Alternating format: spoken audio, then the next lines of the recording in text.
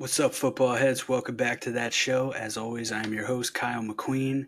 We're going to do things a little bit differently this week. No, let me talk to you Tuesday on a Wednesday. I'm going to go back to the off-season format here. I got a rant of the week. I'm going to bring back the Captain Knauer Good Guy Villain of the Week award. And what else am I going to do? We're going to do a new segment. We were going to do it a few weeks ago. We were trying to figure out the scheduling after week 3, but segment Best Team Ballin. We're going to figure out who is the best team in the NFL. But I'm going to start with my rant. The last game that we all saw from the NFL, Monday Night Football, Bills and Jets. I enjoyed the game. It was a good game. It was a hard-fought game. It was a close game, a great divisional matchup. And it drove me nuts because I said sometime in the second quarter, both these teams, they just got to keep running the ball. They just got to keep running the ball. I'll say it a million times. Come December, come January, come February, you have to be able to run the football and you have to be able to stop the run. I don't care what the league trends are. I don't care if it's a passing league, if it's a pass-happy league. Everyone's passing. There's no running backs. The bell cows are dead. It doesn't matter. When it comes to nut-cutting time in the stretch run of the season, in the playoffs, in the Super Bowl, you have to be able to run the ball. You have to be able to stop the run. Go down the list of Super Bowl champions. Go down the list of Super Bowl participants and tell me how many in there had deficiencies running the ball or stopping the run. There are some, and they are outliers, and that happens. There's outliers in everything. But I'm telling you, go through the history. The teams that make it to the promised land, they can run the ball and they can stop the run. Now, coming in, Bills, awful run defense. We talked about it last week in the State of the Bills episode. No Matt Milano. The run game or the run defense is atrocious. The Jets, better run defense. No James Cook. Ray Davis steps in, and very immediate, it was apparent that Ray Davis was having himself a night, and the Bills were able to run the football. Now, the Bills, a little bit here and there, they got away from the run. The game became a game, but when push came to shove, what did they do? They continued to run the football. Now I'm going to pull up some stats. I posted this on the Instagram account, which if you don't follow the Instagram account, follow the Instagram account. At Football Heads Show. That's at Football Heads Show. There's 2 S's in there. But I posted this earlier in the week. The Bills, they end the game. Josh Allen, 19 of 25 passing, 33 rush attempts, 20 for Ray Davis, 4 for Ty Johnson, 9 for Josh Allen. Now, they passed for 215 yards, and they ran for 149 yards for an average of 4.5 yards on the ground. Ray Davis, the primary back for the game, averaged 4.9 yards per carry. The Jets, meanwhile, 35 pass attempts to 21 carries. Aaron Rodgers, 23 for 35 compared to Josh Allen's 19 for 25.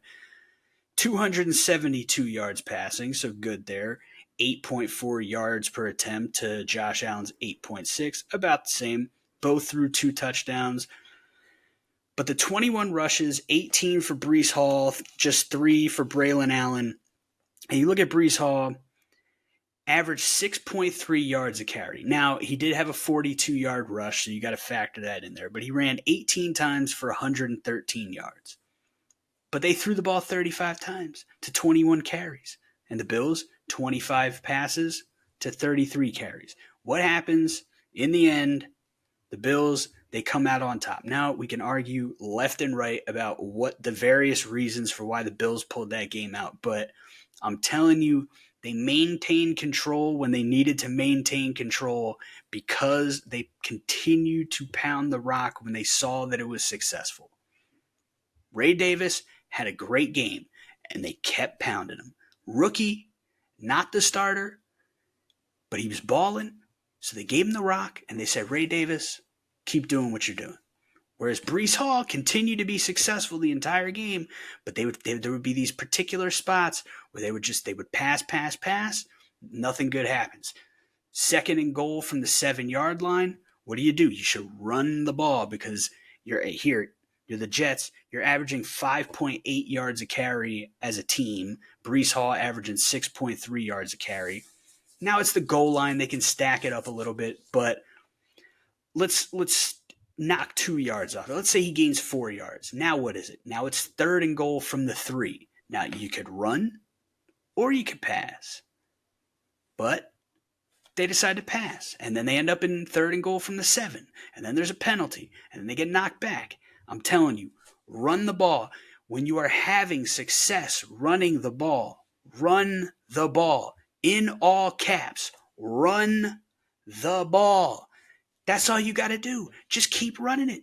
Keep running it, baby. There's no reason. If you are having success on the ground, if you had like the Bills offensive line, hopefully we'll get into doing some film breakdowns like I'm a fucking expert, but watching some film and just seeing what we observed from a fan's perspective. Because I did this last year at Buffalo. I was watching film on the Broncos because they were getting ready to play the Vikings. They played the Bills the week before, and I just kept getting distracted by how entertaining the Bills' offensive line was to watch.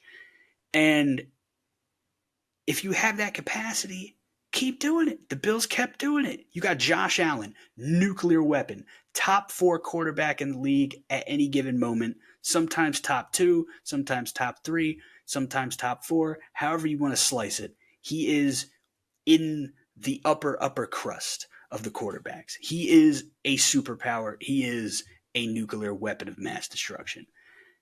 And they let him pass it 25 times. And then they give the ball to a rookie, Ray Davis, 20 times.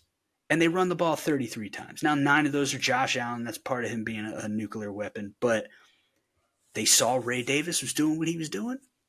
So they kept feeding him. Breece Hall, meanwhile, is not a rookie. We know what Breece Hall is capable of. Now, he hasn't had a good game in a few weeks. Hasn't been his full self. He hasn't been exactly how he looked as a rookie.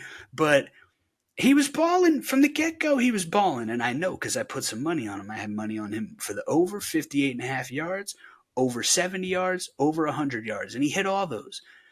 But he only had 18 carries. Keep feeding him the rock. Don't spam passes to Allen Lazard, who leads the league in drops. Now, Allen Lazard's been making some nice plays. I mentioned that on the pick show this week. I don't know which one of these is going to come out first, but just run the ball. Run the fucking ball. What are we doing? I'm not saying that specifically exactly is the only reason that the Jets lost this football game, but I'm telling you, man, just if the run game's going, ride it. And if it's not going, fix it. And if you deem that it's not fixable and there's truly nothing you can do, then pass the ball and hold on to your butts, because that's all you can really do. And with that said, I want to take a look at some of these league-wide stats to try just to highlight the importance of the run game. So let's look at teams that lead the league in rushing yards. Ravens, number 1. Ravens 4-2, maybe the hottest team in football. Packers, number 2, also 4-2. 49ers, back to 3-3. Everyone kind of had this weird vibe about them, but like they should be better, and we know like they have the talent to be good. We still expect them to probably be there in some form or fashion come the end of the season. Number 4, Washington Commanders, 4-2, lead their division. Then you got the Cardinals, and the Cardinals are not good this year. However, they have a running quarterback, so you take that into account that they're going to be running the ball, and they're going to be running it with Kyler, which does count. Then number 6, Tampa Bay Buccaneers, 4-2, tied at the top of the division. Playoff team, won a playoff game last year. Number 7, Pittsburgh Steelers, top of their division, or tied at the top of their division with the Ravens at 4-2. Tie and equal with them in rush yards, 789 rush yards so far this season. Detroit Lions, 5-1 or 4-1. So, and then the Bills, 4-2, top of their division, and then you kind of get in this. You get Patriots, who with Jacoby Brissett, like you're not going to be passing with Jacoby Brissett. You're going to be running the ball. The Eagles, obviously, with Saquon Barkley, and then you got Jalen Hurts. The Saints, Alvin Kamara. having to make the switch off of Derek Carr because of the injury. You want to lean on him a little bit more. Granted, that was only one game. Then Houston Texans, 5-1. Top tier team in the league right now. So, and that's just on offense. But these are teams, if we could look at yards per carry, you got Ravens, Cardinals, Bucks, Jags, Packers, Commanders, Niners, Lions, Eagles, Falcons, right now, a playoff team, the Panthers, Patriots, Colts, yada, yada, yada. But with rush yards specifically, it shows a dedication to the run. We are going to run the football. Let's just look at straight attempts. Ravens number 1, Steelers number 2, Packers number 3, 49ers number 4, Commanders number 5. Top 5 right there. All playoff teams or expected to be playoff teams or expected to be contenders, even if they got off to a rough start in the case of the 49ers. You got the Bills right after this, the Bears at 4-2, the Lions. So teams that are dedicated to the run, generally speaking, are having success. Now let's look at the defense. How are the defenses doing against the run? Number 1 team defensively against the run, Minnesota Vikings. 5-0 undefeated. Number 2, Baltimore Ravens. 4-2. Number 3, Detroit Lions. Number 4, Kansas City Chiefs. Number 5, the Chargers. Number 6, the Steelers. Then you got the Titans sneaking in there. We ain't talking about the Titans. I'm done with the Titans. Then the 49ers, the Eagles, Dolphins, and no, this is off. Oh, no. For some reason, they're listing these backwards. But the Packers, the Bears, the Bucks, Jags, Texans. So, the teams that are defending the run, the teams that are running the ball effectively are the teams at the top of the league. It just, I don't know why coaches still don't understand this. You can pass the ball all you want. You can come up with all these crazy schemes all you want. You can scheme it however you want to get whoever open that you want to get open. But at the end of the day, run the ball, stop the run. Good things happen. In a singular game, in a specific drive, in a specific situation, over the course of a season, over the course of NFL history, run the fucking ball, stop the fucking run. You're going to do good things. Just do it. I understand you got Aaron Rodgers. I understand you got one of the best quarterbacks of all time, possibly the most talented thrower of the football of all time. We saw him, I said it a couple weeks ago, Aaron Rodgers, he's still got some magic in there. He's still got some peak Rodgers left. What does he do? He comes out, throws another vintage Rodgers Hail Mary. I get that. But Breece Hall is running all over a statistically terrible Buffalo Bills run defense. Keep running the ball. The Bills ran more than they passed. The Jets, even if they didn't do that, did 5 more runs. Give 5 more rush attempts in key spots in that game and tell me that the Jets can't come out on top in that game. Just do it. Just do it. It's nonsense. It's absolute nonsense that teams continue to pretend that they've outsmarted old school football because they got their analytics and they got all this other crap and they can scheme it up and now, the game's wide open now. Guess what? It doesn't matter. It still comes down to running the ball. It still comes down to stopping the run. So just do those 2 things. Don't get cute. You can still do crazy shit in the pass game, but just stay on the run. Just do it. God. It drives me nuts. The amount of times per week that I send out a text to someone where it's just all caps, out of context, run the ball. Come on. Good Lord. But I guess that could tie into, because we're talking about these teams at the top here with the run game and the run defense.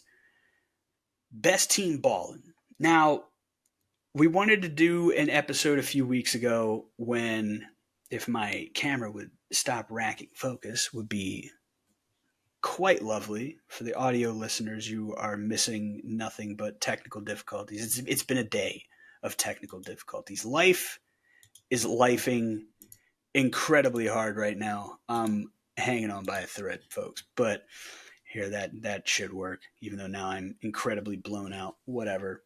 It is what it is. Sorry, folks. And it's racking. The best team balling. We were going to do this a few weeks ago when the Bills and the Vikings were both 3-0 and looked like absolute juggernauts. And the Vikings, 2 close games since then, 2 games where they got out to big leads, held on at the end. Some people still not sure what to make of that. You ask me, I would say it's a little bit of both. There's a little bit of like, okay, how do we prevent this from happening? How do we get the big lead and then keep the big lead like we did against the Texans?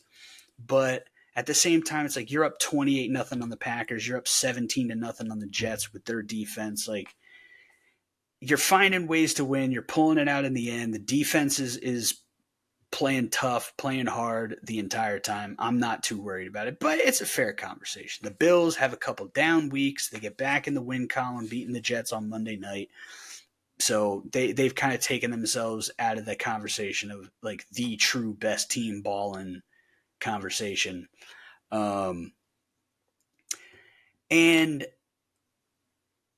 I've racked my brain on this. I know there's a lot of people that are going to say, well, it's got to be, if you're not going to give it to the Vikings, and it's got to be the Chiefs, right? They're the only other undefeated team. And certainly, like when you do power rankings, I'm never opposed to, as long as you disclose this up front, that you're going to put the Chiefs up there because of the history, because of the expectation, because of the quarterback. I'm fine with it. But if we're talking right now, the phrase best team ballin', who's the best team balling? There's only 2 options. There are only 2 options, ladies and gentlemen, and that is the Detroit Lions and the Baltimore Ravens. And what a surprise. What a shocking surprise. The number 2 and number 3 run defenses in the league, and the number 1 and the number 8 running offenses in the league. I expected Detroit might be a little higher than 8, but they had a bye, so it is what it is. That will factor into it, I suppose. It's hard to parse between these two. I think you probably got to lean Detroit because, I mean, they smacked Dallas, like just bodied them. And I like Detroit as much as their rival. Obviously, I was rooting for Dallas. I have interest in the Cowboys. I know people hate to hear that, but it is what it is. And then obviously, I'm rooting for other teams in my division to fail miserably. But we know what they did last year. We know that they were a team on the rise. They get to the NFC Championship game. Are they still a team on the rise? Which would only suggest that they're going to the Super Bowl this year. And the NFC, the Niners are down right now. The Vikings, you have the Sam Darnold question. Can he keep it up all year? Washington with a rookie quarterback. What's up with the Eagles? Are they going to be able to bounce back? The Falcons, the Bucks, like, are we really going to put a Kirk Cousins team at the top of the list? I don't know. The Bucks, they got all the pieces, maybe, but they got beat by the Falcons. So got to be Detroit in the NFC. And then the Ravens, they got a couple losses on their ledger, but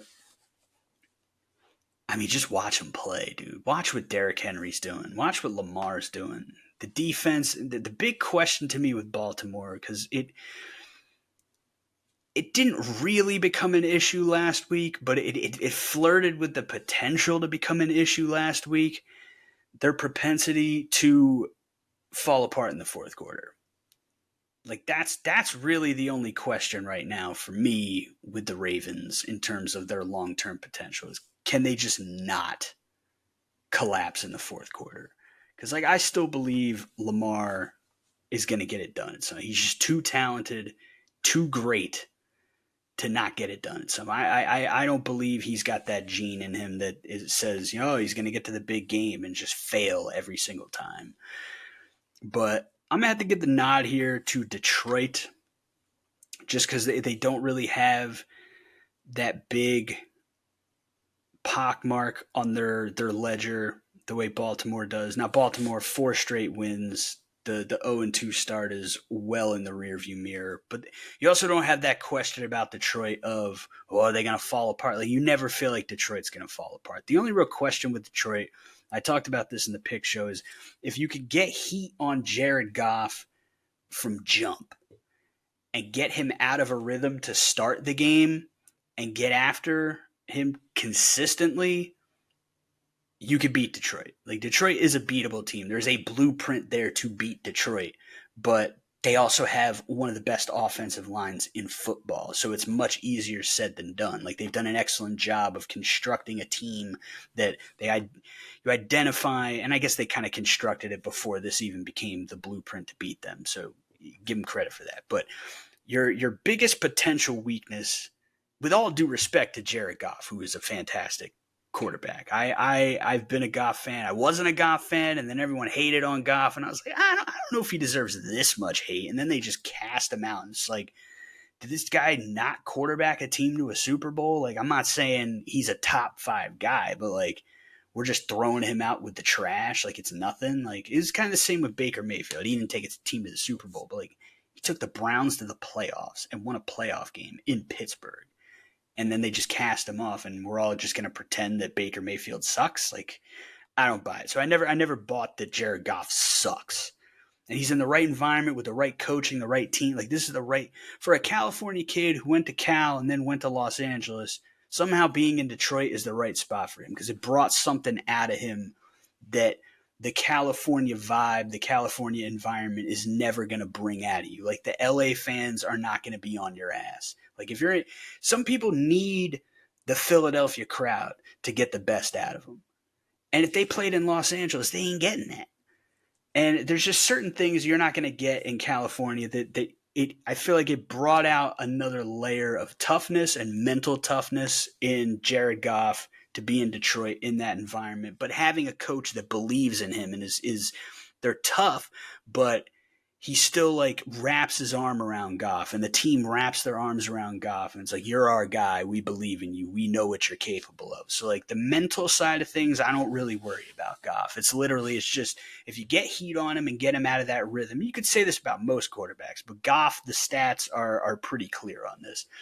But they've built an offensive line to protect against that. So like one of your greatest strengths is directly responsible for protecting arguably your greatest weakness. Now, Aiden Hutchinson goes down. That's a factor. But like they got pieces all up and down the defense. Obviously, the pass rush is not going to be as good when you lose a guy who leads the league in sacks. But I still have a level of confidence that they're going to be able to get after the quarterback moving forward. And who's to say they don't make a call and see if they can pry away Max Crosby? Like, you got studs at every level. You got a full complement of draft picks coming up. Like, if I'm Detroit, if I'm a Detroit fan, and I guess Detroit fans out there, let me know, I'd say, yeah, fuck it. Go get Max Crosby. Why not? And if the money becomes an issue and we got to figure it out after the season, then we'll figure it out after the season. But guess what? You're plugging and playing an elite defensive end to replace one that got injured and is out for the season.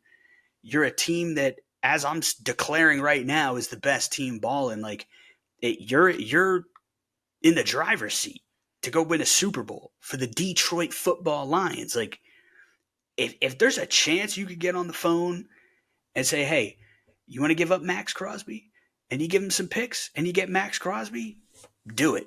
If it becomes a cap issue down the line, which it could be because Jared Goff got paid, Amon-Ra St. Brown got paid, some guys on the defense got paid, Penei Sewell, all these dudes, like they gave out a lot of money. Like, it will become an issue at some point, but that's tomorrow's issue. We got a chance to go win a Super Bowl today. So if I'm Detroit, that's my approach to it. But I am going to declare the Detroit Lions are the best team balling right now, with a very, very honorable mention to the Baltimore Ravens, who are playing as good a football as anybody in the league right now. And we may come back next week and say, yeah, Baltimore's the best team balling. Who knows? But last thing I'm going to get to today, like I said, it's going to be a short episode, but the Captain Knauer Good Guy Villain of the Week award. We've done this once before. I'm bringing it back today. And I'm going to give it to my favorite football villain, possibly of all time, but in a bit of a different way. This is going to go to Bill Belichick, but not Bill Belichick, Bill Belichick. This is going to go to the man who plays Bill Belichick in the Aaron Hernandez show. I apologize. I don't know what the actual title is, but I had no interest in this fucking show. I thought it was stupid. Why are we making a show? Like, there's already a great docu-series about Aaron Hernandez. Why are we making a show about this? And on FX, which FX has good shows, but like the dramas can kind of they're better than network TV, but they're not quite, your HBO or some of these other prestigious streaming platforms, the shows that they put out there. But then I saw some memes online on Instagram where you see the guy who plays Bill Belichick. He's in his office and he's got his little remote and he clicks on the radio and the CD starts playing and it's Bon Jovi, It's My Life, and he's mouthing along to the words and he's dancing around while he's getting ready to go out on the practice field. And then you see the guy who plays Gronk, and I just said to myself, I have to watch this show. This show might be the worst show of all time, but I need to watch it. And so I started watching it. And it's a very confusing show from the sense that there's some things about this show where I'm like, this is great. Like, there's moments where I'm like, this is great television. And then there's moments where it's just like the goofiest shit you could possibly imagine. And it's like, how is this the same show? I can't figure it out. But first of all, the guy who plays Gronk needs an Emmy or a Golden Globe or something, because that dude is, like relentlessly spot on, and he needs more screen time. He's only had a couple scenes where he really gets to talk, but like his introduction is, you can close your eyes and there is zero part of you that will think, that's not Gronk, that's some guy playing Gronk. Like, this guy absolutely fucking nails it. But the guy who plays Belichick is just a treat to watch, man. Just an absolute treat to watch. Just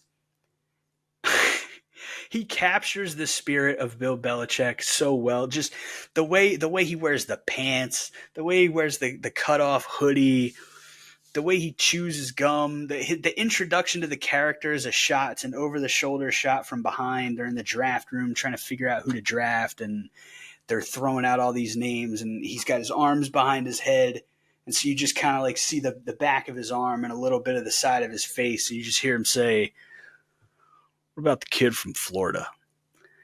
And then he lays out all the reasons why, like yeah, it's a risk, but like it's a 4th round pick, and like this guy's like a top 10 talent.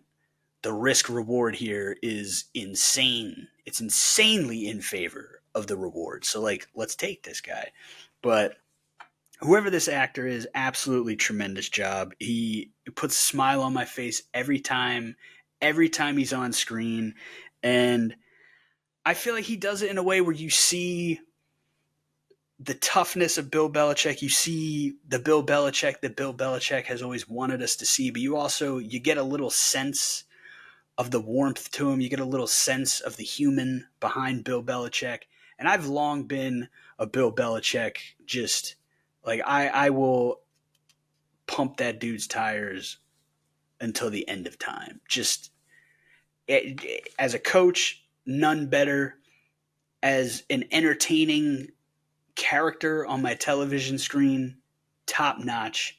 And the guy who plays him on this Aaron Hernandez show absolutely fucking nails it. I don't know if I could sit here and recommend this show to you, because like I said, there's aspects where it's so goofy. I'm like, what is this? But I caught up on it in a few days, couple episodes a night, and I've enjoyed myself. So if you got some time to yourself, you got some nights coming up where you don't have anything to watch, maybe you're caught up on all your other shows, you're just looking for something to throw on, looking for something to check out. If you're a football fan, which you better be if you're listening to this or watching this, otherwise, what the hell are you doing? Come and stay, but what are you doing here otherwise? But if you're a fan of football and you're looking for something that it's got some good drama to it. It's definitely going to make you laugh when Gronk and when Bill Belichick are on screen. Check it out. You might be disappointed, but you might not. You might enjoy yourself. So, with that said, this is an abridged episode. Thank you for tuning in. Like, subscribe, follow on Instagram at Footballhead Show with 2 S's in there, heads, plural, and show. Follow, subscribe on YouTube, Footballhead Show,